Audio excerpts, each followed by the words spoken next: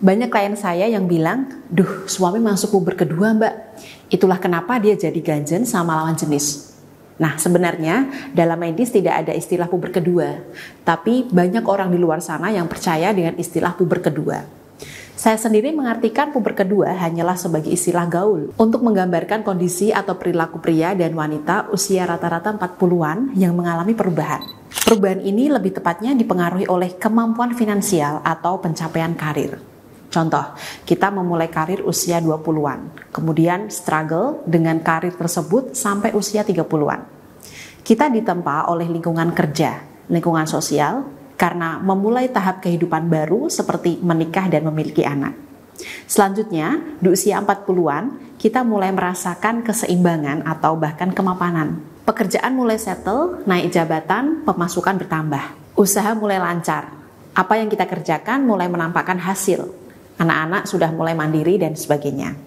Akhirnya, ini berdampak kepada kondisi emosional kita, yakni muncul perasaan nyaman dan tenang. Kita mulai memasuki zona nyaman dan damai. Sebagian besar orang menganggap ini adalah waktu tepat untuk menikmati hidup. Tapi sebagian lagi merasa inilah waktunya untuk mencari tantangan baru.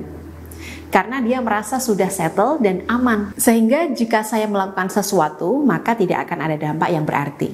Kita itu merasa aman secara finansial dan sudah mapan secara emosional. Sehingga tidak takut dengan dampak negatif apapun terhadap tantangan yang ingin kita coba. Nah, alih-alih menikmati masa damai itu, sebagian dari kita yang menginjak usia 40-an justru melakukan coba-coba. Awalnya percobaan yang dilakukan masih terbilang aman. Lebih sering nongkrong bareng teman-teman, mungkin bergabung dengan komunitas seperti geng mobil, melakukan hobi seperti nge-gym, bersepeda, golf, dan sebagainya. Hal-hal seperti ini membuat pria maupun wanita yang memasuki usia mapan, yakni sekitar 40-an, mulai menata kembali penampilannya sesuai komunitas atau lingkungan baru yang dimasuki. Jadi lebih rapi, wangi, dan menarik. Kemudian cara berpikirnya pun mulai berubah sedikit demi sedikit mengikuti pengalaman barunya. Nah, sebagai pasangan, disinilah kita biasanya mulai curiga. Kok ada yang beda dari cara berpakaian suamiku? Sekarang lebih necis, wangi, rapi. Pokoknya bedalah dari biasanya. Seringkali sebagai istri, kita hanya ngedumel di dalam hati, tapi tidak bertanya pada suami secara langsung. Kemudian hanya menganggap itu sebagai angin lalu. Benar seperti itu ya, Bu? Kemudian, perubahan suami tidak sampai di sini.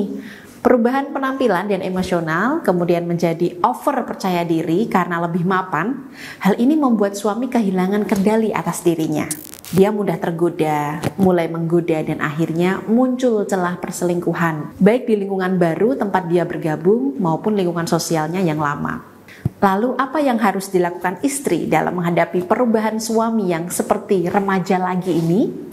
Saran saya, ibu bisa mengikuti ritme suami. Jika suami mulai ganjen, mengubah penampilan, kemudian mulai aktif bersosialisasi, maka ibu harus mengimbanginya. Jika ibu tidak melakukan perubahan apapun, penampilan tidak dibikin fresh, kemudian bersikap pasif, maka suami akan menganggap ibu tidak lagi selevel dengannya. Penampilan yang harus ibu ubah tidak harus berlebihan. Ibu bisa mulai mengganti warna bajunya yang biasanya hitam menjadi lebih cerah seperti kuning, merah, oranye, dan sebagainya.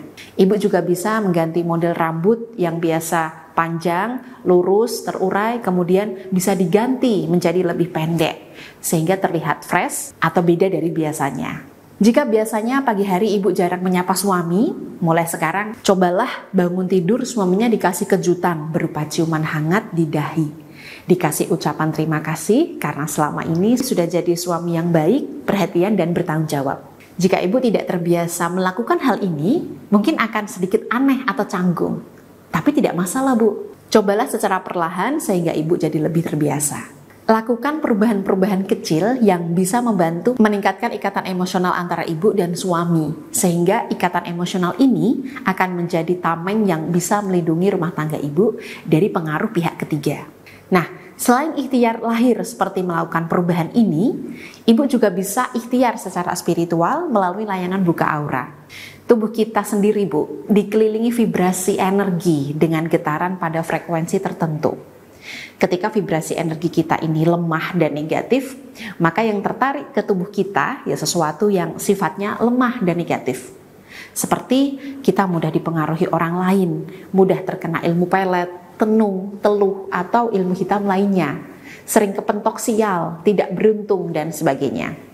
Tapi ketika vibrasi energi kita positif dan kuat, maka yang tertarik ke tubuh kita juga sesuatu yang sifatnya kuat dan positif. Kita didekatkan dengan situasi, kondisi, dan orang-orang yang sama baik serta positifnya seperti kita.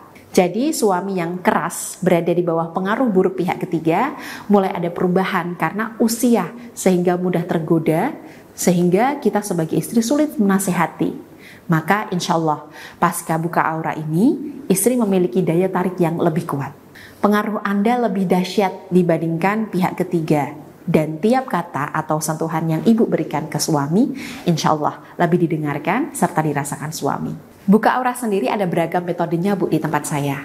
Bisa buka aura langsung, buka aura jarak jauh melalui video call, buka aura melalui perhiasan spiritual seperti kalung, cincin, gelang, anting, dan sebagainya. Ada juga buka aura mandiri, di mana saya hanya memberikan panduan melalui chat WhatsApp, kemudian ibu jalankan secara mandiri. Ibu bisa pilih metode buka aura yang paling ibu butuhkan dan sesuai dengan kondisi ibu.